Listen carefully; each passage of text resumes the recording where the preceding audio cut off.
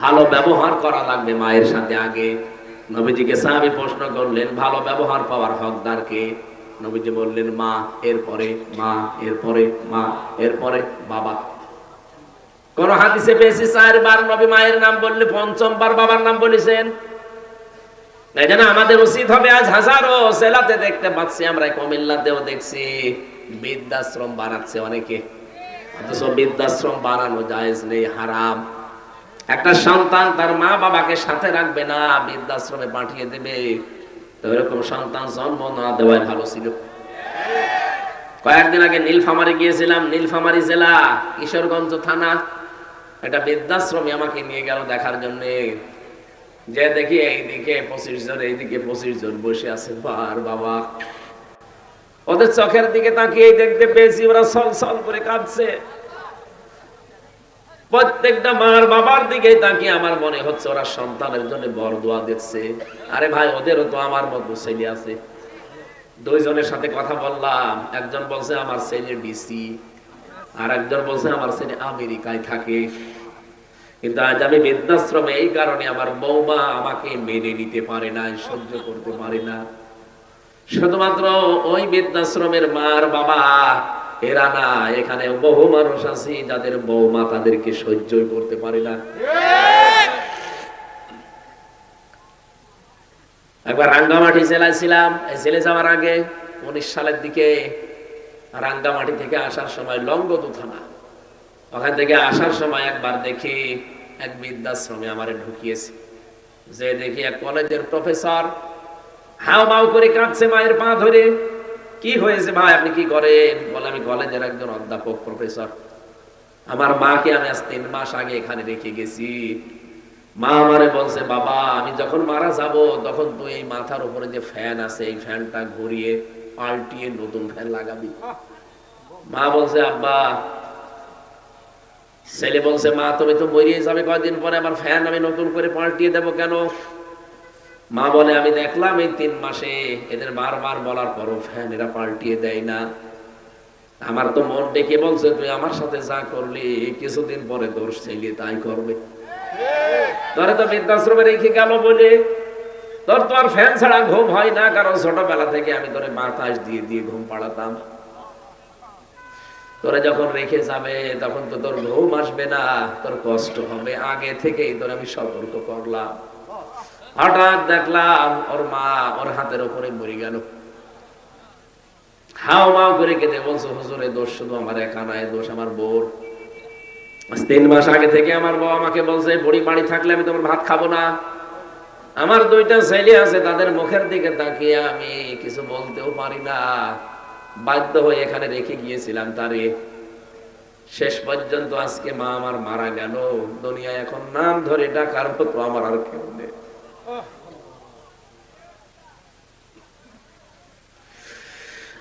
কুমিল্লাবাসী, আমার তো মনে হয় শুধু কলেজের অধ্যাপক না, এখানে আমরা হাজারো সন্তান বসে আছি যাদের কাছে মা বাবা ঠিক ওই রকমই। কথা বলেন, 5টা ছেলে, অথচ এক ছেলের বাড়িতেও খাবার হয় না, আলাদা করে রান্না করে লাগাই বুড়ির। অথচ এই 5টা ছেলেকে ওই বুড়ির পেটের ভেতরে রাখার জন্য আমার আল্লাহ কিন্তু ভাগ ভাগ করে দেয়নি। 5টাকে সে একা পেটে নিয়েছে, 5টা ছেলে মিলে একটা মাকে রাখতে পারে না। হাজারো সন্তান কিন্তু আমরা ধরা খেয়ে যাব। আরে ভাই, আল্লাহ নিজের পরে মা বাবার নাম দিয়েছে, উনি আন্দাজে দেয়নি, বুঝে শুনে দিয়েছে। কারণ আল্লাহ জানে যে আমার পরে সব চাইতে বেশি কষ্ট করে ওর জন্য ওর মা আর বাবা।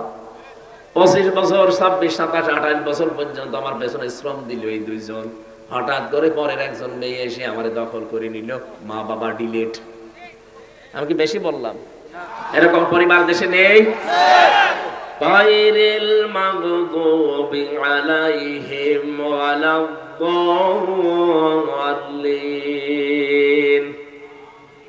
এটা শুনেছেন কোনদিন? প্রতিদিন অন্তত যদি ফরজ নামাজও পড়ে কেউ 17 বার করে পড়া লাগে। এটা আমার ভাইরা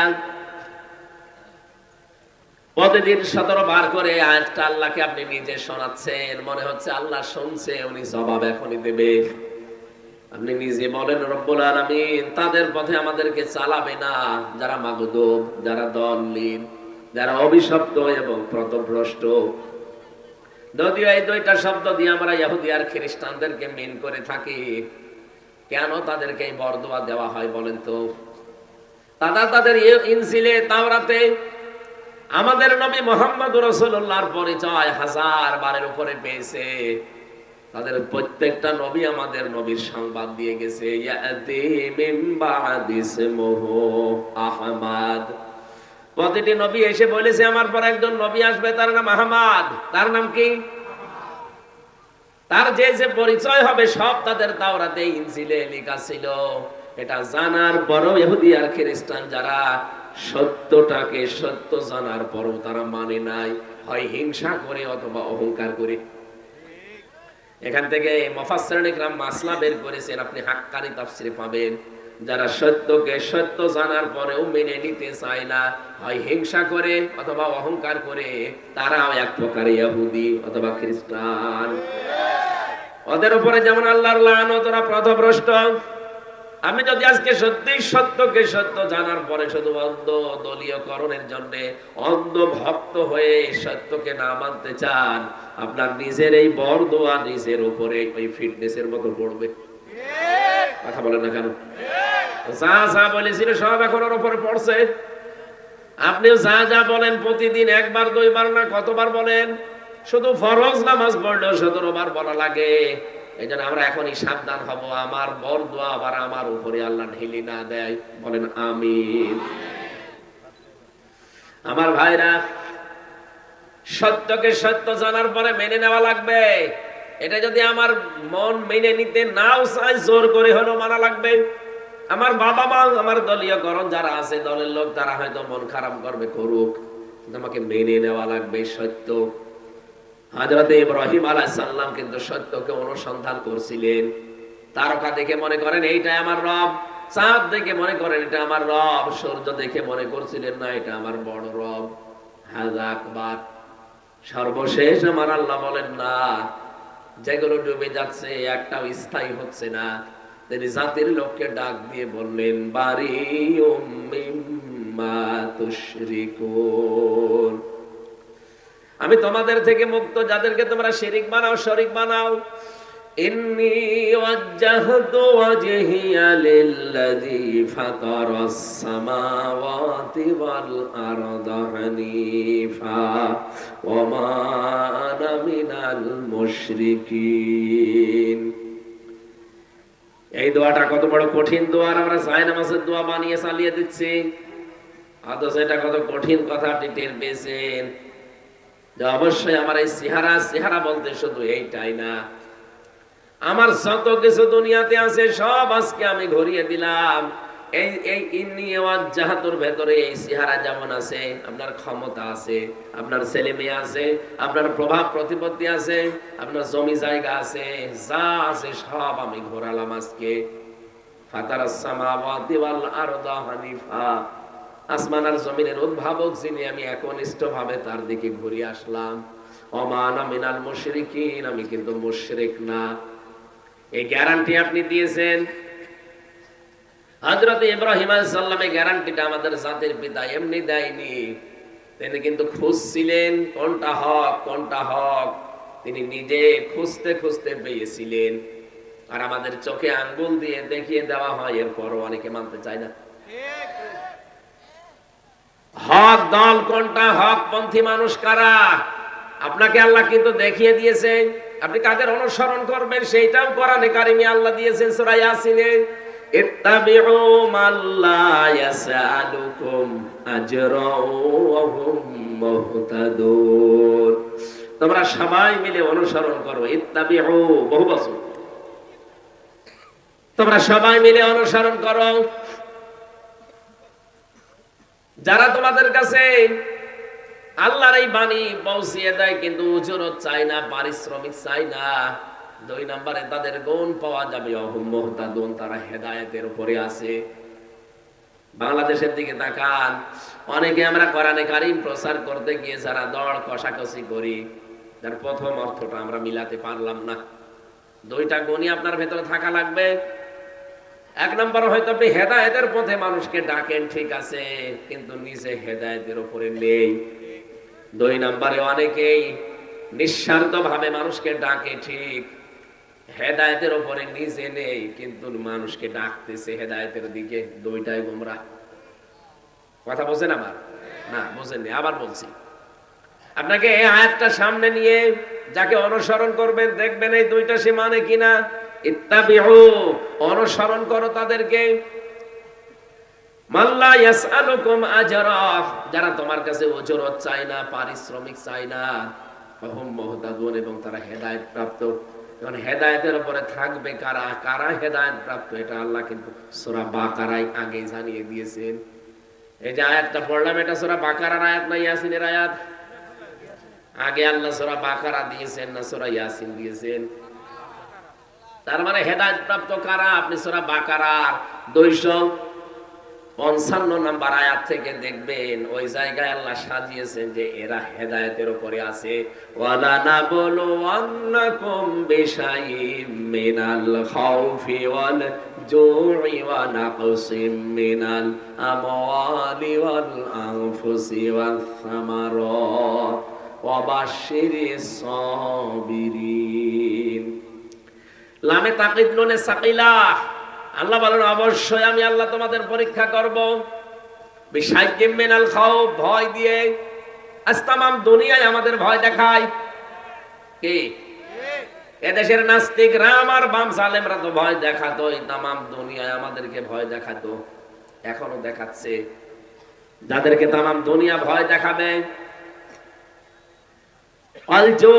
কখনো ক্ষুধা দিয়ে আমি আল্লাহ তোমাদের পরীক্ষা করব, ভয় দিয়ে, ক্ষুধা দিয়ে, শস্য ক্ষেত দিয়ে, এবং সন্তানাদির ক্ষতি দিয়ে। এরপরও যদি কোনো মানুষ টিকে থাকতে পারে, ওয়াবাশশিরিস সাবিরিন, আল্লাহ বলেন ধৈর্যশীলেরা, এদেরকে সংবাদ দেন, সুসংবাদ। আপনি 53 বছরের দিকে তাকান একটু এই আয়াতটা নিয়ে, কারা সত্যি দিনের উপরে টিকে থাকতে গিয়ে এই কয়টা পরীক্ষার সম্মুখীন হয়েছে। কত মানুষ ছেলে হারিয়েছে, জানেও না যে ছেলে বেঁচে আছে কিনা।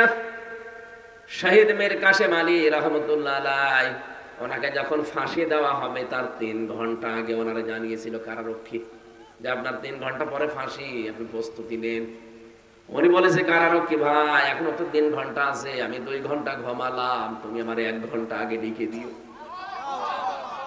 অথচ ওনার ছেলে ওই সময় গুম হয়ে আছে, ব্যারিস্টার আরমান। এই কথা বলেন না কেন? ওনার স্ত্রী ওই সময় হাসপাতালে। আরে ভাই, আমাদের মতো পাগল ছাগল ছেলে না, ছেলে ব্যারিস্টার। এইরকম একটা ছেলে আজ গুম হয়ে আছে 8 বছর, জানেও না মরে গেছে না বেঁচে আছে, স্ত্রী হাসপাতালের বেডে পড়ে আছে। এরকম সংবাদ আসলে নিজের মরণের সংবাদ একদিকে, কোন আল্লাহর ওলি আছে দেশে যে সেই স্থির থাকতে পারবে বলেন? আমার রিমান্ডে নিয়ে 10 দিনের শেষের দিন অত্যাচার যা করার ওরা করেছে, শেষের দিন বলেছে যদি বলতে বলি, এটা যদি না বলেন তাহলে আপনার বউ তুলে নিয়ে আনবো। আমি নরম হয়ে গেলাম। না, ম্যাডাম তো অসুস্থ, ওই সময় 7 মাস সন্তানের বয়স। বললাম ঠিক আছে, যা ভালো লাগে করেন, আমার আর কিছু বলার নেই। আমি তো আলেম মানুষ, তারপরও নরম হয়ে গেছি। 10 দিন মাত্র রিমান্ডে, 10 দিনের দিন শেষ। আর ওনার স্ত্রী পড়ে আছে মরণ সজ্জায়, ছেলে গুম হয়ে গেছে, কেউ জানেও না, নিজেও মাত্র আর 3টা ঘন্টা পরে থাকবে না দুনিয়ায়। এরপরও কি শক্তিশালী ইমান দেখেন, বলছে আমি 3 ঘন্টা আছে, 2 ঘন্টা ঘুমালাম। কারারক্ষী কুতুব ভাই, উনি আমারও দায়িত্বে ছিলেন, আমার মাঝে মাঝে বলতেন, হামজা ভাই লোকটা ঘুম আসলো কি করি। আমি বললাম আপনি বোঝেননি, কিন্তু আমি বুঝেছি যে ঘুম কেন এসেছে। কোরআনে কারীম জানিয়েছে, ইন্নাল্লাযীনা ক্বালু রাব্বুনাল্লাহু সুম্মা ইসতাকামু তাতানাজ্জালু আলাইহিমুল মালায়েকা। অবশ্যই যারা এই কথা বলতে পারে আমার রব আল্লাহ, এতটুকু বলেই শেষ করে দেয় না, যারা এর উপরে টিকে থাকতে পারে। রব্বুল আলামিন বলেন তাতানাজ্জালু আলাইহিমুল মালায়েকা। তাতানাজ্জালু এটা মুজারে, বর্তমান ভবিষ্যৎ প্রেজেন্ট ফিউচার। মালাকুন দেয়নি, মালায়েকা বহুবচন দিয়েছেন। আল্লাহ বলেন এদের বিপদে আপদে পড়লে আমি আল্লাহ হাজারো ফেরেশতা পাঠিয়ে দেই। কি বলে ফেরেশতারা জানো? আল্লাহ তাখাফু ওয়া লা তাহজানু, কোনো ভয় নেই, কোনো চিন্তা নেই। কিসের ভয় করেন, কিসের চিন্তা?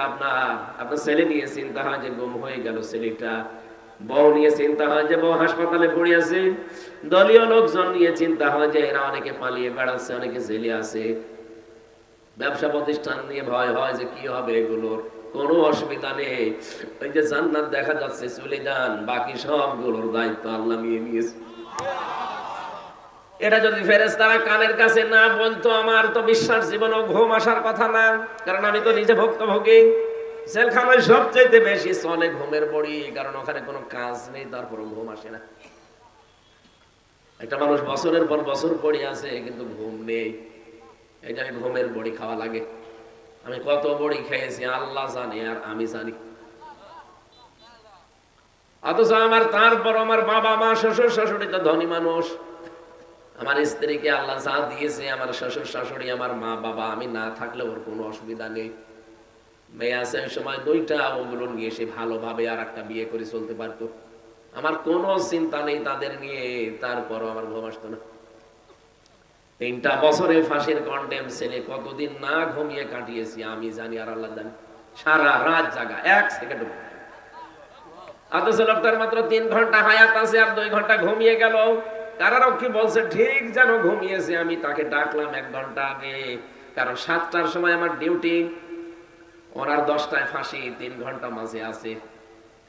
ওনারে বললাম যে মাত্র আর 3 ঘন্টা, আপনি প্রস্তুতি নেন। উনি বলছে 3 ঘন্টা অনেক সময়, আমি 2 ঘন্টা ঘুমিয়ে গেলাম।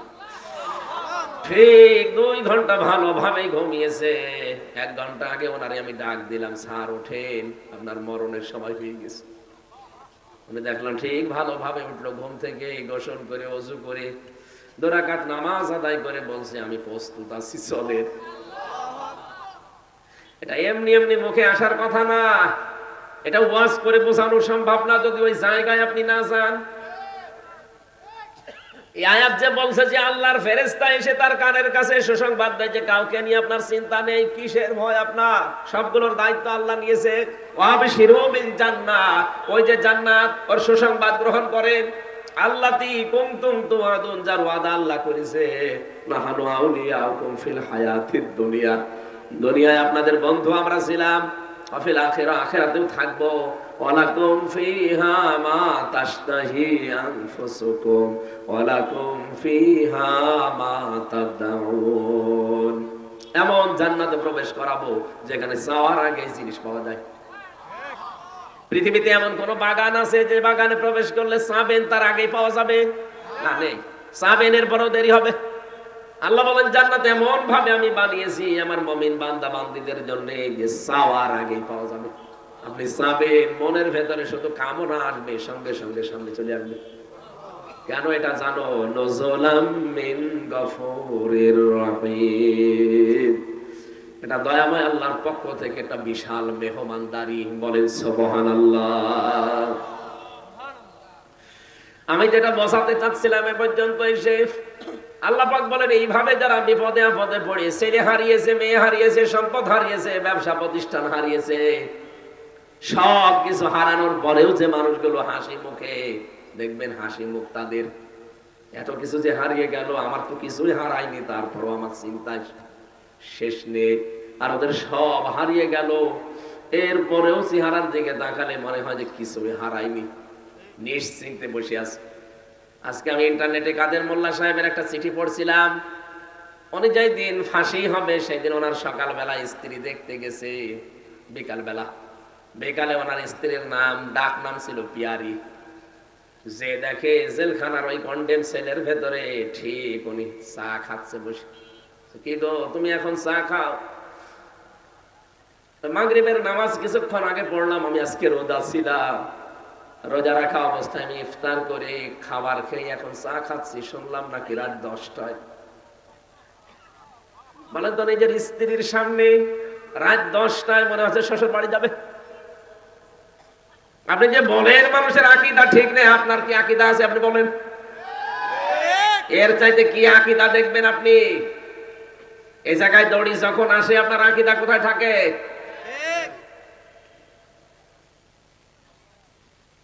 ডাক দিয়ে বলছে, পিয়ারি আমাকে মাফ করে দিও, তোমার হক হয়তো আদায় করতে পারিনি, আজকে আমি আল্লাহর সাথে দেখা করতে যাচ্ছি। সারা দিন আমি রোজা ছিলাম, আমি যে ইফতারি করে খাবার খেয়ে একটা চা খাচ্ছি, এইটাই মনে হয় আমার শেষ খাওয়া। দুনিয়ার খাবার আমার আর কপালে জুটবে না, কারণ আর মাত্র কয়েক ঘন্টা পরে আমারে ডাকবে। ওরা বিভিন্ন খাবার নিয়েছিল, যেগুলো খান বলছে না, দুনিয়ার এই খাবার আমার আর ভেতরে ঢুকবে না। মনে হচ্ছে জান্নাতের খাবার আমার আল্লাহ তার সামনে মিলে ধুইছে।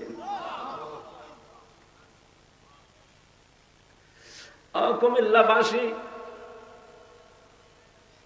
আল্লাহ রাব্বুল আলামিন এমনি কাউকে শাহাদাতের মরণ দেয় না। ওয়ালিয়া'লামাল্লাহু আল্লাযীনা আমানু ওয়া ইয়াত্তাখিযা মিনকুম শুহাদা। সূরা আলে ইমরানের 140 নম্বর আয়াতের মাঝের অংশে আছে, আল্লাহ বলেন, যাকে আমি ভালোবাসি, যার জীবন যৌবন আমার পছন্দ হয়, যার কাজকর্ম অ্যাক্টিভিটিস যে হ্যাঁ আমার পছন্দ হয়েছে, তখন আমি তাকে সাধারণভাবে মরণ দেই না, শাহাদাতের মরণ দিয়ে ধন্য করি। কেন শাহাদাতের মরণ দেই জানো? এই যে লোকটা যদি এখন মারা যায়, যদি ঈমান নিয়েও মারা যায়, কবরে দিয়ে দিবেন, ঘুমিয়ে পড়বে, শেষ, আর কিছু নেই আগে পরে। কিয়ামতের দিন সিংহায় ফুৎকার দেওয়ার পরে উনি উঠবে। কিন্তু লোকটা যদি শহীদ হয়ে মরে, উনি ঘুমাবে না, কবরে যাওয়ার পরে আল্লাহ নিজে ওকে খাওয়াবে। এই জন্য শহীদদের ব্যাপারে এত কড়াকড়ি কথা আল্লাহ কোরআনে দিয়েছেন। যারা শহীদ হয় তাদেরকে মৃত বলাও যাবে না। ওয়ালা তাকুলু লিমান ইউকতালু ফি সাবিলিল্লাহি আমওয়াত বাল আহইয়াউ ওয়ালাকিন লা তাশউরুন। রব্বুল আলামিন সূরা বাকারার ভেতরে জানিয়েছেন, যারা শহীদ হয় তাদেরকে মৃত বলবা না, যে মরে গেছে না, এরা মরে না, এরা জিন্দা, তোমরা বোঝো না। তাই মানুষ যেহেতু মুখ দিয়ে কথা বলে, এই জন্য আল্লাহ মুখের উপরে নোটিশ দিয়েছেন। মুখের পরে মানুষ যেহেতু দিমাগ দিয়ে চিন্তা করে, এই জন্য আল্লাহ দিমাগের উপরে নোটিশ দিয়েছেন, ওয়ালা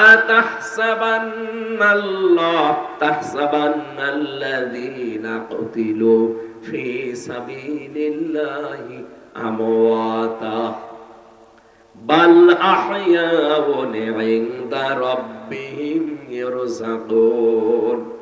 সূরা আলে ইমরানের 169 নম্বর আয়াতে আছে, ধারণাও করবা না যে আমি আল্লাহর জন্য যারা জীবন দেয় এরা মরে গেছে, ধারণাও করবা না। বলা তো যাবেই না মুখ দিয়ে, ধারণাও করবা না। কারণ কি? কারণ তারা জীবিত এবং তারা আমি আল্লাহর কাছে রিজিক পাই। কুমিল্লাবাসী বলেন তো, ঘুমিয়ে থাকলে খাওয়া লাগে? কথা বলেন না কেন? ঘুমাবে তো এই লোকটা, যে ঈমান নিয়ে মরে গেছে, ঘুমিয়ে পড়বে। ফেরেশতারা বলবে, নাও ঘুমিয়ে যাও, দোলা ভাই যেভাবে আপা নিয়ে ঘুমায় ওইভাবে ঘুমিয়ে যাও, কিয়ামতের দিন একবারে উঠবা, এই শেষ, ওনার আর কিছু নেই। কিন্তু শহীদ হয়ে যে মানুষ মরবে, ওদেরকে আল্লাহ বলেন ঘুমাবে না, ওরা জীবিত। আর জীবিত থাকলে, জেগে থাকলে খাওয়া লাগে। এই জন্য আল্লাহ নিজে তাদেরকে খাওয়ান। দুনিয়ার খাবার দিলে শহীদদের অসম্মান হবে, আল্লাহ নিজে জান্নাতের খাবার কিয়ামত পর্যন্ত খাওয়া। শহীদের যে খাবার খেলে মানুষের যে কি তৈরি হয়, রক্ত কি, মানুষ খাবার খেলে কয়েকটা জিনিস ভেতরে তৈরি হয়। এক নম্বরে খাবার খেলে পিত্ত রস তৈরি হয়। খাবারের নির্যাস দিয়ে আমরা কিন্তু যে নির্যাসটা বের করি খাবার থেকে, চুষে চুষে ওটা দিয়ে আল্লাহ নির্যাস বানায়, পিত্ত রস। ওটা এত দামি, কারণে বিজ্ঞান প্রমাণ করেছে এর ভেতরে যে খাবার যতক্ষণ থাকবে, ওই পিত্ত রস ওই নালী দিয়ে, ওই নাড়ি দিয়ে আস্তে আস্তে ফোঁটা ফোঁটা পড়তে থাকবে। যতক্ষণ খাবার পেটে আছে পড়বে, ওটা হজম হবে। খাবার যখন পেটে না থাকবে, আপনার ওই পিত্ত রসের ওই থলিটা হঠাৎ আল্লাহ নিজের পক্ষ থেকে বন্ধ করে দেবে। আল্লাহ এটা বোঝাতে চেয়েছেন যে আমি কিন্তু অপচয় করি না। এটা যেহেতু দামি জিনিস, আমি অপচয় করি না। আমি শুধু ফতোয়া দিয়ে শেষ করে দেইনি, আমি দেখিয়েছি যে আমি অপচয় করি না। এটা নির্যাস তৈরি হবে প্রথম খাবার, যে খাবারই খান তার প্রথম ওইটা দিয়ে নির্যাস, এরপরে তৈরি হবে ওইটা দিয়ে মল, এরপরে ওখান থেকে তৈরি হবে প্রসাব, এরপরে তৈরি হবে রক্ত, এরপরে তৈরি হবে চর্বি। বিভিন্ন জিনিস অর্গান তৈরি হতে থাকে এর ভেতরে। এই মাথা থেকে শুরু করে পা পর্যন্ত 70,000 তার আছে। কম্পিউটার যদি এখানে এটা না ভিড়িয়ে কম্পিউটার ভিড়ান, আমি আপনাকে একটা একটা করে সব দেখাতে পারবো। এই অক্সিপিটাল লব আছে এখানে, প্যারাইটাল লব আছে এখানে, মাথার ভেতরে প্রায় 18টা জিনিস ঘুরপাক খাচ্ছে। এক একটা জায়গায় প্রায় 6টা করে জিনিস আছে। কেউ চিন্তা করে, কেউ দুঃখ করে, কেউ আনন্দ করে, এক একটা জিনিস এখানে আছে। কেউ দেখে। রব্বুল আলামিন বলেন খাবার খাবার পরে রক্ত যেহেতু তৈরি হবে, এই রক্তগুলো শরীরে ছড়িয়ে যাবে, তখনই আপনি বল পাবেন। রক্ত যদি ছড়িয়ে না যায় তাহলে আপনার বল পাবেন না। মানুষের খাবার খেলে রক্ত তৈরি হয়, এই জন্য শহীদ যারা, এরা যেহেতু খাবার খায় তাহলে রক্ত লাগবে। এটার প্রমাণ দিয়েছেন হযরতে হামজার জীবনীতে। আমি তার জীবনী পড়িতে গেছি। তিনি শহীদ হওয়ার প্রায় 30 বছর পরে তার কবর ভেঙে গিয়েছিল। মদিনায় একটা বিশাল ঢল হওয়ার কারণে তার কবর ভেঙে যায়। ওই সময় যারা তার সাথে যুদ্ধ করেছে এখন তারা প্রায় মুরব্বী হয়ে গেছে। রক্ত অনুসন্ধান করতে করতে গিয়ে দেখে 30 বছর আগে মুহাম্মদুর রাসূলুল্লাহ পঞ্চাশা হযরতে আমির হামজা, কাফেররা যেখানে যেখানে তাকে কোপ দিয়েছিল ওই জায়গাগুলো দিয়ে ফিনকি দিয়ে তাজা রক্ত বের হয়ে চলে আসছে। কুমিল্লাবাসী বলেন তো, যদি খাবার না খাবে তাহলে রক্ত আসলো কোত্থেকে? কথা বলেন না কেন?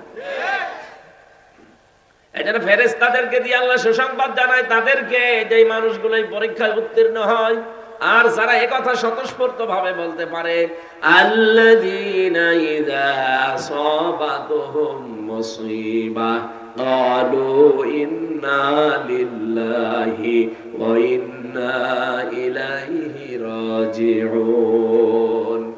আমরা মনে করি এটা মানুষ মরে যাওয়ার দোয়া। কে বলেছে আপনাকে? কঠিন বিপদ আপদ যখনই আসবে মানুষের, যদি ইমানদার লোকটা হয় মুখ দিয়ে আকস্মিক ভাবেই বের হয়ে যাবে, জবান খুলে বের করেন ক্বালু ইন্না লিল্লাহি ওয়া ইন্না ইলাইহি রাজিউন। এই বিপদ আপদ মুসিবত আমার উপরে এসেছে, আমরা তো আল্লাহর জন্য, আল্লাহর কাছে আমরা ফিরে যাব, তখন সে সান্ত্বনা পায়। আর ভাই বিপদে আপদে কঠিন মুসিবতে যদি কোনো একটা অবলম্বন আপনি পান, দেখবেন একটা আলাদা অনির্বচন সুখ পাওয়া যায়। জেলখানার ভেতরে আমি মাঝে মাঝে কারারক্ষীকে বলতাম, ভাই একটু বই নিয়ে এসে দেন। 24 ঘন্টা তো তালা লাগিয়ে রাখেন এই ফাঁসির কন্ডেম ছেলে, কারোর সাথে কথাও বলতে দেয় না, আবার সিসি ক্যামেরা দিয়ে রেখেছে, কেউ যেন আমার দিকে না তাকায়। বাইরের যোগাযোগ তো 3 বছর পুরা বিচ্ছিন্ন। একটা বই এনে দেন, একটু পড়ি। বই এনে দেয় বঙ্গবন্ধুর আত্মজীবনী, ও ছাতা পড়ে পারবো না,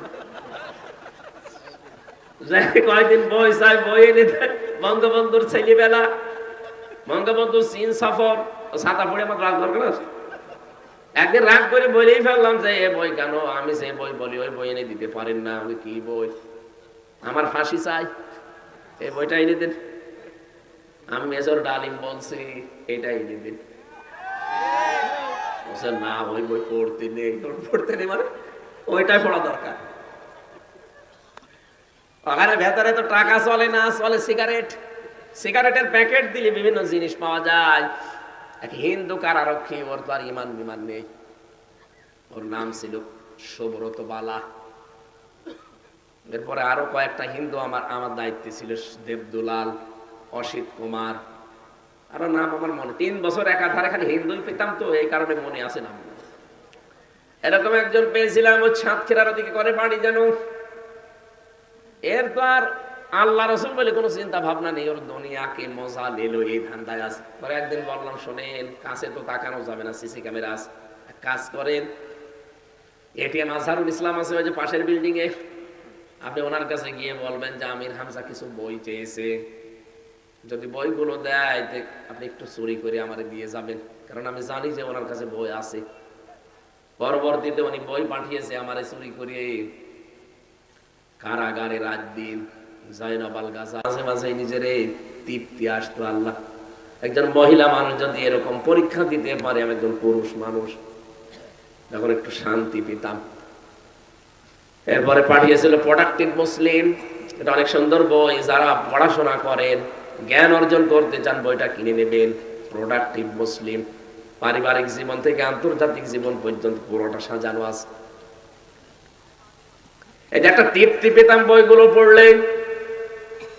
আল্লাহ পাক বলেন এই যে ঈমান যাদের আছে এদেরকে পরীক্ষা করলে এই মানুষগুলো তৃপ্তি পায়, তৃপ্তির সারে তখন বলে আমরা তো আল্লাহর জন্য যারে যা হয়ে যায় যাক, আমরা তো আল্লাহর জন্য আল্লাহর কাছেই ফিরে যাব। উলাইকা আলাইহিম সালাওয়াতুম মির রাব্বিহিম ওয়া রাহমা ওয়া উলাইকা হুমুল মুহতাদুন। বলেন আল্লাহু আকবার। আল্লাহ বলেন এই মানুষগুলোর উপরে আমার শান্তি, এদের উপরে আমার রহমত, আর এরাই হেদায়েতের উপরে আছে। তাহলে হেদায়েতের উপরে আছে কারা? যে মানুষগুলোকে পেছনে পরীক্ষাগুলো করা হয়েছে। এই পৃথিবীতে কাদেরকে পরীক্ষা করা হয় আপনি দেখতে পাচ্ছেন? যারা পরীক্ষার উপরে আছে এই মানুষগুলো হেদায়েতের উপরে। কিন্তু এদেরকে দেখে মাঝে মাঝে দিনের দিকে ডাকতে গেলে তখন দর কষাকষি করে। কথা বোঝেন আমার? আয়াতের দুইটা বিধানই আপনাকে মানা লাগবে। আপনি ডাকবেন, পরিশ্রম করবেন, উজরত চাইবেন আল্লাহর কাছে। 2 নাম্বার আপনাকে হেদায়েতের উপরে থাকতে হলে ওই পরীক্ষাগুলো দেওয়া লাগবে। এদেশে বহু মানুষ আছে যে তাবলীগ জামাতের যারা আছেন ভাইরা, আপনারা তো নিজের খেয়ে নিজের পরি মানুষকে আল্লাহর দিকে ডাকেন, কোনো পরিশ্রমিক নেন না, কোনো উজরত চান না। কিন্তু হেদায়েতের উপরে থাকতে গেলে অবশ্যই আপনাকে কোরআন দিয়ে মানুষকে ডাকা লাগবে। আপনি মন খারাপ করলেও আমার সঠিক কথা তুলে ধরা লাগবে, কারণ দাওয়াত দেওয়ার সিস্টেমই হচ্ছে কোরআন দিয়ে। ইয়া আইয়ুহার রাসূল বাল্লিগ মা উনজিলা ইলাইকা মির রাব্বিক, হে রাসূল আপনি মানুষকে পৌঁছিয়ে দেবেন কি? বলেন সয়সন যেটা আপনি কোরআন হাদিস দিয়ে বানিয়েছেন বুঝলাম। এই যে ময়দানে যেটা তৈরি হবে এখন টঙ্গীর এই ময়দানে যারাই যা করছেন লক্ষ লক্ষ মানুষ আমরা ওখানে হাজির হব, ঠিক আছে। কেন এই ঘোষণা দেওয়া যায় না যে শুধু সয়সনের উপরে বয়ান হবে না, পুরা কোরআনের উপরে বয়ান করবে? এখানে যে আলেম এখানে যাবে, যে আয়াত চায় ওই আয়াত তাকে দিয়ে দেন, ওই আয়াতের উপর স্টাডি করে গবেষণা করে সে আলোচনা করবে। কেন এই কথা বলা হয় না খালি সয়সনের উপরে? কেন? এটা মুসলমানদেরকে ধরা সাপ বানানোর একটা কায়দা। তাহলে 6টার ভেতরে থাকবে, ইসলামকে 6টার ভেতরে আছে আর নেই। এই জন্য আমরা চাই আগামীতে যারা বিশ্ব ইজতেমায় যাবে ওখানে যত আলেম চায়, ভালো ভালো আলেম আছে, যে আলেম যে আয়াত চায় ওই আয়াতের উপরে তাকে বলবেন যে 10 দিন 15 দিন আপনি লেখাপড়া করেন, এক একটা আয়াত থেকে নতুন নতুন তথ্য বের করে পুরা কোরআন কেন্দ্রিক আলোচনা ওখানে আমরা চাই। ওখানে সুদের বিরুদ্ধে আপনি বক্তব্য দেবেন, ঘুষের বিরুদ্ধে দেবেন, দুর্নীতির বিরুদ্ধে দেবেন, চাঁদাবাজের বিরুদ্ধে দেবেন। ওখানে আপনি জুলুম অত্যাচার নির্যাতনের বিরুদ্ধে দেবেন, মানুষের তৈরি করা আইনের বিরুদ্ধে দেবেন। এইটাই তো নবীজি করতেন। আপনি কোন তাবলীগ করেন? তাবলীগই তো এটা যে আমার সামনে চাঁদাবাজি হবে আর আমি বলবো যে যা করছে করুক, লা ইলাহা ইল্লাল্লাহ। আজকে সকালে যশোরে 50 লাখ টাকা চাঁদা চেয়েছে, দেয়নি, তাকে কি পিটানো পিটাচ্ছে দেখলাম। এটা তো ফেরেশতারা করছে না, অবশ্যই কোনো মানুষই করছে। একটা দলের সভাপতির নাম সেখানে এসেছে, আমি নাম নাই নিলাম। অনেকে মনে করছে এত গোপনে চাঁদাবাজি করি তারপরে ধরি ফেলে কি করি।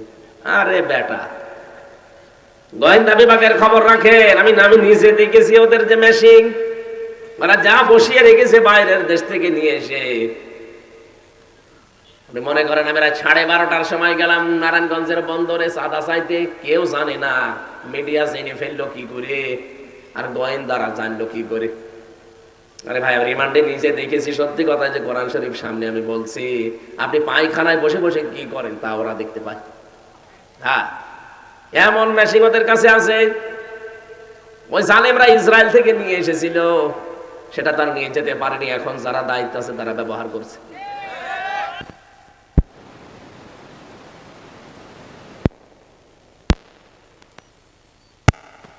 একেবারে নখদর্পণে, একেবারে হাতের মুঠার উপরে কে কি কোথায় সব দেখতে পায়। আমি ধরা পড়ার একদিন পর সাতক্ষীরা থেকে মাওলানা আমিরুল ইসলাম বেলালী আমার বাড়িতে কল দিয়েছে, ও নাম্বার কেউ জানে না, কার নামে তোলা নাম্বার তাও আমি জানি না।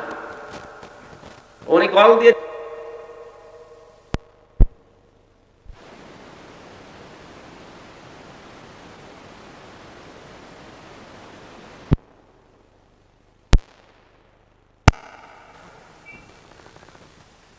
আর আপনি বলছেন আমি রাত 12:30টায় গেলাম চাঁদা চাইতে, কেউ তো জানে না।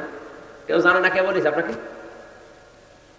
আমি গোয়েন্দাদের সাথে কথা বলি মাঝে মাঝে, ওরা বলছে হুজুর দেশটা আমরা পর্যবেক্ষণে রেখেছি, শুধু দেখছি যে কে কি করে। তারেক জিয়া এমনি রেগে যাচ্ছে, উনি টের পাচ্ছে। উনি বলছে না, কালকেও বক্তব্য দিয়েছে তারেক জিয়া যে আপনারা থামেন, ক্ষমতায় কি আমরা চলে এসেছি, এখনই আপনি আরম্ভ করেছেন, থামেন না কেন? এখনো দেশটা জনগণের হাতে, ওরা কিন্তু সব দেখতেছে কে কি করে। আপনি একটু জরিপ চালান। কালকে একজন মহিলার জরিপ দেখলাম, তার কাছে সাংবাদিক জিজ্ঞাসা করছে আপনি কাকে চান, বলছে আমরা যাই চাই, চাঁদাবাজকে চাই না। অলরেডি আপনি বদনাম করে ফেলেছেন নিজের। আর আপনি বলেন না বাবা শাহজালাল, মদের কাছে কুত্তা বিড়াল সব হালাল।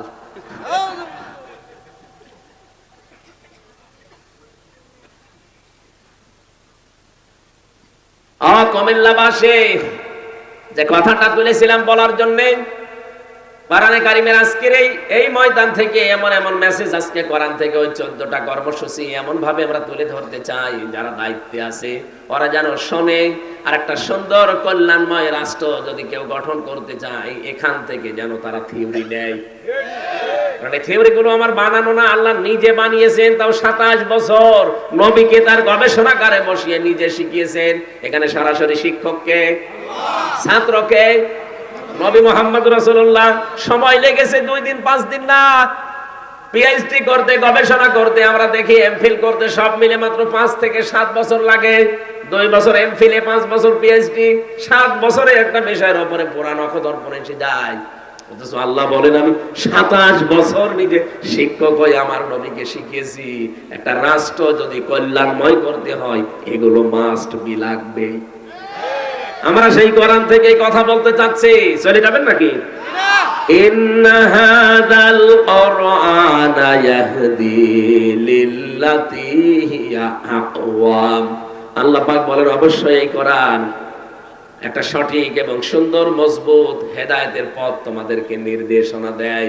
আয়ুবাশশিরুল মুমিনিনা আল্লাযীনা ইয়া'মালুনাস সালিহাতি আন্না লাহুম আজরান কাবীরা। নবী আপনি সুসংবাদ দিতে পারেন ওই মুমিনদেরকে যারা ভালো ভালো কাজ করে দুনিয়ায়, উত্তম পুরস্কার আমি আল্লাহ তাদের জন্য রেখে দিয়েছি। বলেন সুবহানাল্লাহ। ওয়ান্নাল্লাযীনা লা ইউমিনুনা বিল আখিরাহ, যারা আখিরাতে বিশ্বাসী না, কিয়ামতে জবাব দিতে হবে, এই বিশ্বাস যাদের ভেতরে নেই। ওয়া'আতাদনা লাহুম আযাবান আলিমা, তাদের জন্য যন্ত্রণাদায়ক শাস্তি আল্লাহ রেডি করে রেখেছেন। আল্লাহ আযাবান পর্যন্ত শেষ করে দিতে পারতেন, আলিমা দিলেন কেন? এমন আযাবের ধরন আমি আয়াতের তাফসীর অন্য আয়াতের সাথে মিলিয়ে দেখেছি। এত কঠিন আযাব আল্লাহ দেবেন যে চামড়া পুরাটা খসিয়ে ফেলবেন। লাওয়াহাতুল লিল বাশার, আল্লাহ পাক বলেন লা তুবকি ওয়ালা তাযার, লাওয়াহাতুল লিল বাশার। এই জাহান্নামে ফেলে যাওয়ার পরে এই মানুষটাকে আস্তেও ছাড়বে না, আবার ছেড়েও দেবে না, এদের চামড়া আগে পুরা খসে যাবে।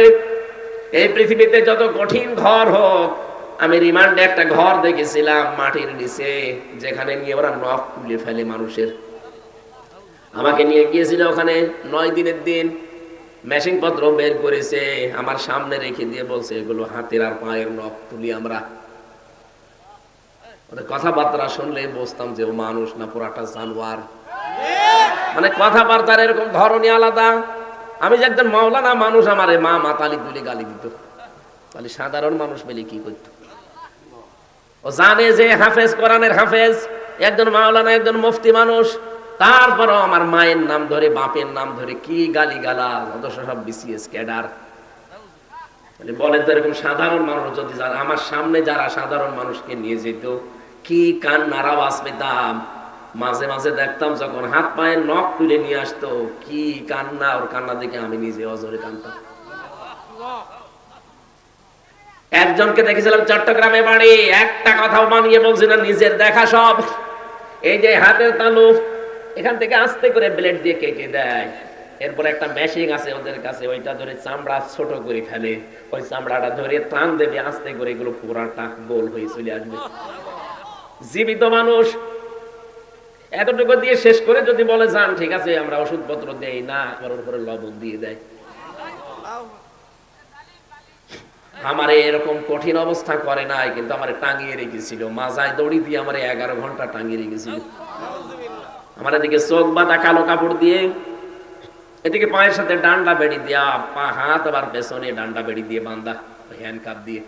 নড়াচড়া করবে না, ছাতা কেটে যাবে। আমার যে কত জায়গায় কেটেছিল আল্লাহ ভালো জানে। 20, 21, 22, 23, 21, 22, 23 পুরা 3টা বছর। ওই সময় দেখেছিলাম যে ওই ছেলেটার চামড়া এখান থেকে, ওর নাম আব্দুল্লাহ, এখান থেকে তুলে আস্তে করে যখন টান দিয়েছে পুরা চামড়া চলে এসেছে। তাও পুরাটা না, শুধু এইটুকুর। এত কষ্ট পাচ্ছিল আর এত চিৎকার দিয়ে কাঁদছিল, কিন্তু আওয়াজ তো বাইরে যাবে না, মাটির নিচে। পরবর্তীতে শুনলাম যে শুধু চামড়া তুলে ছেড়ে দেয়, ওর উপরে নাকি লবণ ছিটিয়ে দিয়েছে। লবণ ওই যে মোটা যেটা, ওই মোটা লবণ দিলে কিন্তু অত বেশি যন্ত্রণা হয় না, কিন্তু পাতলা যেটা, মিহি লবণ যেটা মেশিন দিয়ে একেবারে মিহি করে ফেলে, ওই পাতলা লবণটা ছিটিয়ে দিলে দেখবেন আপনি টকবক করে ফুটবেন। কারণ শাস্তির যত ধরন ওই শয়তানরা সব আগে ট্রেনিং নিয়েছে, যে এখানে এখানে মারলে, এখানে এখানে জিনিস দিলে এরা সব চাইতে বেশি কষ্ট পাবে। পা এভাবে ধরে রাখবে একজন শিকল দিয়ে বেঁধে, আপনি তো নড়াতে পারবেন না, তারপরে যদি নড়াচড়া করে জন্য শিকল দিয়ে বেঁধে দেয়। আর সামনে থেকে লোহার মুগুর দিয়ে পিটায়, মুখ বেঁধে আসতো রাতের বেলা। পিটাতে পিটাতে অনেকজনের দেখতাম নিজেই কাহিল হয়ে গেছে। আর কত মারা যায়? আপনি আধা ঘন্টা একাধারে পিঠে এই পায়ের নিচে পিটান, দেখবেন কিছুক্ষণ পরে আপনার চোখ নষ্ট হয়ে গেছে, চোখে দেখতে পাবেন না। এর সাথে এই চোখের একটা কানেকশন আছে। আমি লাব্বাহাতুল লিল বাশারের কথা বলতে যে পর্যন্ত এসেছি, আল্লাহ বলেন এমন এক ঘরে ওরে প্রবেশ করাবো, ঢুকতে দেরি, আগে চামড়া খুলে পুরাটা বের হতে দেরি হবে না। ও তো একেবারে এতটুকু চামড়া খুলতে এই ঝামেলা, পুরা চামড়া যদি খুলে যায় কেমন লাগবে দৃশ্য বলেন তো। এর নাম আলিমা, এইটার নাম আলিমা। চামড়া পুরাটা শেষ, এবার নতুন চামড়া আবার লাগাবে। আল্লাহ পাক বলেন আবার ওইভাবে করব, পুরাটা খুলবো আবার নতুন করে লাগাবো। কেন জানো? যেন শাস্তির তীব্রতা বাড়তেই থাকে। একবার পুরা চামড়া খুলে আবার যদি লাগানো যায়, ওটা যে কত তীব্র যন্ত্রণা বাড়বে, যা লাগাবো সেটের পাবে। সূরা নিসার ভেতরে আল্লাহ আয়াতগুলো দিয়েছেন। রব্বুল আলামিন বলেন, নবীজিকে আমি নিয়ে গেলাম এই মাসের 27 তারিখে, বহু অত্যাচার জুলুম নির্যাতনের ভেতরে। বিশেষ করে তার চাচাটা মারা গেল, তার স্ত্রী খাদিজাতুল কুবরাকে আমি তুলে নিলাম। 2টা বড় বড় ছায়া তার মাথার উপর থেকে আমি আল্লাহ তুলে নিয়েছি। নবীজি মানুষ তো, এই হিসাবে তিনিও দুর্বল হয়ে পড়লেন। রব্বুল আলামিন তাকে সান্ত্বনার বাণী দিয়ে বললেন, লিনুরিয়াহু মিন আয়াতিনা, আপনাকে আমি নিয়ে আসছি আমার কাছে, আমার নিদর্শন দেখাবো। মেরাজের ঘটনার ভেতরে যে শিক্ষা আছে, আমার ঘটনা বলা উদ্দেশ্য না। ওনাকে নিয়ে গেলেন, আল্লাহ 27টা বছর রাখলেন, বিভিন্ন নিদর্শন দেখালেন, জান্নাত জাহান্নাম, পুলসিরাত, হাউজে কাউসার, যত কিছু আছে, মিজানের পাল্লা, সব দেখিয়েছেন। আল্লাহ পাক বলেন, নবী দাঁড়ান, আপনাকে আজ একটা নতুন জায়গায়, আপনি যেহেতু হিজরত করা লাগবে, নতুন একটা রাষ্ট্রের প্রধান হবেন আপনি। আপনাকে রাষ্ট্রপ্রধান হতে হলে 14টা কাজ পরিবার, সমাজ আর রাষ্ট্রে করতে পারলে রাষ্ট্রটা কল্যাণময় রাষ্ট্র হবে। 1 নম্বরে আমি আল্লাহর ইবাদত দিয়ে আপনি আরম্ভ করবেন, কারণ আমি যেহেতু বানিয়েছি সবাইকে, এটা সবাইকেই বোঝাবেন। কুল তাআলাউ ইলা কালিমাতিন সাওয়াইন বাইনানা ওয়া বাইনাকুম আল্লা না'বুদা ইল্লাল্লাহ ওয়া লা নুশরিকা বিহি শাইআ ওয়া লা ইয়াত্তাখিযা বা'দুনা বা'দান আরবাবাম মিন দুনিল্লাহ ফাইন তাওয়াল্লাউ ফাকুলু আশহাদু বিআন্না মুসলিমুন। সূরা আলে ইমরানের 65 নাম্বার আয়াতের ভেতরে আছে, রব্বুল আলামিন বলেন আপনি ডাক দেবেন ইহুদি, খ্রিস্টান, মুশরিক যারা আছে, যারা কিতাব পেয়েছে আসমানি, তাদেরকে আপনি ডাক দিয়ে বলেন, আসো আল্লাহর বান্দারা, আমরা 3টা কথার উপরে একমত হই। 1 নম্বরে আমরা আজকে থেকে আল্লাহ বাদে আর কারো ইবাদত করব না। ইহুদিদের দিকে তাকান, তারা আল্লাহ একজন আছে কথা বিশ্বাস করে। খ্রিস্টানদের দিকে তাকান, তারা আল্লাহ একজন আছে কথা বিশ্বাস করে। আমি মুসলমানের চাইতে ইহুদির অনেক মেয়েকে দেখেছি বাইরের রাষ্ট্রে, তারা এত বেশি পর্দা মেইনটেইন করে। বাইরের দেশগুলোতে যখন যায়, সিঙ্গাপুর, মালয়েশিয়া, থাইল্যান্ড, এই সমস্ত জায়গায় যারা ইহুদি আছে, বিশেষ করে ইহুদিদের আমি দেখেছি তাদের বউ খাস পর্দা করে, এমনকি হাত মোজা পা মোজা পরা, সামনে আবার ওই যে দেওয়া সিলবাব দেওয়া, 3-4টা ছেলে মেয়ে চারপাশে, এত পর্দা মেনটেন করে। লোকটা ওর পাশে যে স্বামী বসে আছে, স্বামীর এত বড় বড় দাড়ি, মাথায় পাগড়ি বাঁধা, এত বড় জুব্বা গায়ে আমার মতো, দেখলে মনে হবে একেবারে কোনো আলেম হবে, অথচ ইহুদি। আল্লাহ একজন আছে, ওরাও বিশ্বাস করে, কারণ ওরা ইসলামী, ওদের উপরে যে তাওরাত নাজিল হয়েছে ওইটা ওরা বিশ্বাস করে। পরবর্তীতে ওইটা পরিবর্তন হয়েছে এইটা ওরা মানতে চায় না, বলে না যা হয়েছে এইটাই। অথচ ওর ভেতর ওরা নিজেদের মন মতো করে সাজিয়ে নিয়েছে। ইনজিলের ভেতরে ওরা সাজিয়েছে নিজের মন মতো করে, কোরআনটা সাজাতে পারে না। এই কারণের দায়িত্ব সরাসরি নিয়েছে কে? আল্লাহ রাব্বুল আলামিন বলেন, ওদেরকে ডাক দিয়ে বলেন যে আল্লাহ বাদে কারো ইবাদত করা যাবে না, আমরা আল্লাহর সাথে কাউকে শরীক করব না, আল্লাহ বাদে আমরা কাউকে একে অপরকে রব বলে মানব না। যদি এই 3টা বিষয়ের উপর একমত হতে পারেন তাহলে সাথে নিয়ে কাজ করবেন। যদি এর উপরও তারা মুখ ফিরিয়ে চলে যায় যে না আপনাকে মানি না, ফাইন তাওয়াল্লাউ ফাকুলু শাহাদু বিআন্না মুসলিমুন, তাহলে আপনি ঘোষণা দেন যে না আমি মুসলমান, তোমাদের সাথে আমিও আর নেই। ডক্টর মোহাম্মদ ইউনূস দায়িত্বে যেহেতু আছেন, উনি একজন মুসলমান। কি এই দেশে 18 কোটি মানুষ, আমরা 96% আমরা মুসলিম, বাকি অন্যান্য জাতি আছে মাত্র 4%। সবাইকে আপনি আহ্বান জানান যে মেরাজে এই মাসে, এই সবে মেরাজ, এটা এই মাসে রজব মাস, বিশ্ব নবীকে আল্লাহ 14টা জিনিস শিখিয়েছিলেন। তার প্রথমে আমার আল্লাহর একাত্মবাদ, দাসত্ব।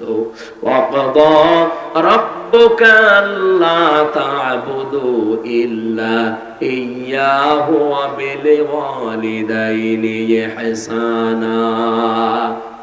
রব্বুল আলামিন বলেন, নবী আমি ফয়সালা দিয়ে দিলাম, আমি সিদ্ধান্ত নিয়ে নিয়েছি, আমি রায় দিয়েছি। কজা মানে রায় দেওয়া, আমি সিদ্ধান্ত নিয়ে ফেলেছি, রায় দিয়েছি। আমি আল্লাহ ছাড়া কারো দাসত্ব করা যাবে না, ইবাদত করা যাবে না, এটা সবাইকে জানিয়ে দেবেন দেশেছে।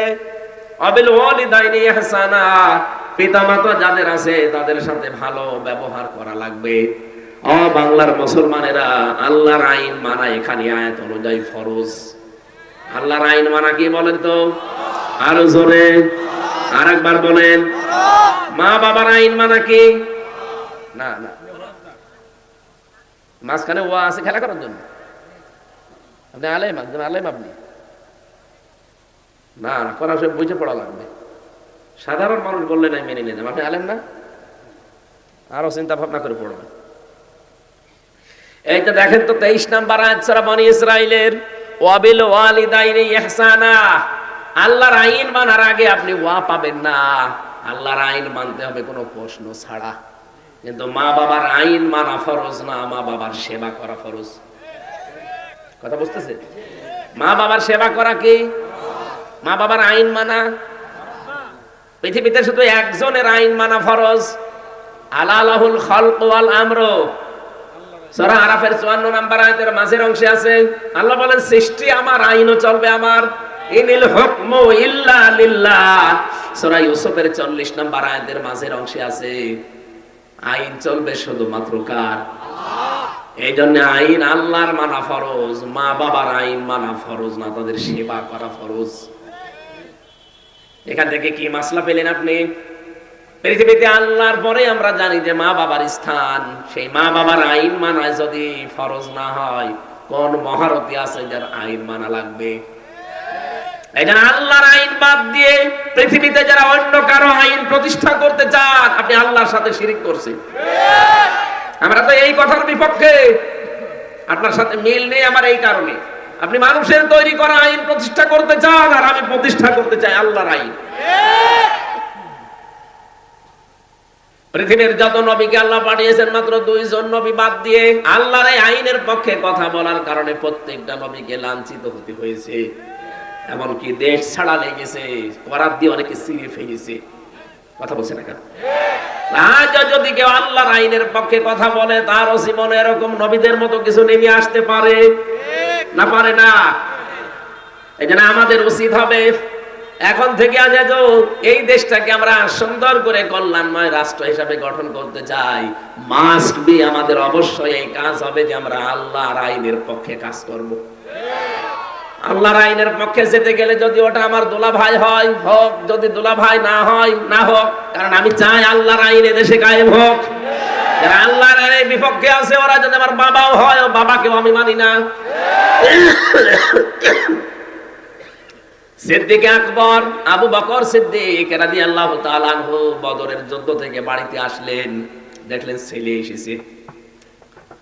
হযরত আবু বকরের ছেলে ডাক দিয়ে বলেন, বাবা আমি কিন্তু যুদ্ধে তোমাকে 3 বার পেয়েছিলাম, তোমার কল্লা কেটে ফেলতাম, কিন্তু আমি করি নাই, তুমি আমার বাবা এই জন্য।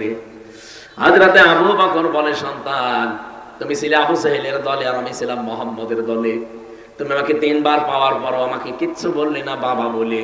সাফ করে কথা শোনো, ওই ময়দানে যদি আমি তোমাকে একবারও পেতাম, একবারই কল্লা উড়িয়ে দিতাম। এইরকম সময় আমার মনে হয় সামনে কোরআনের জন্য আসতে পারে। এই কথা বলছেন, কারণ আল্লাহ ছাড়া আমরা কারো আইন মানি না।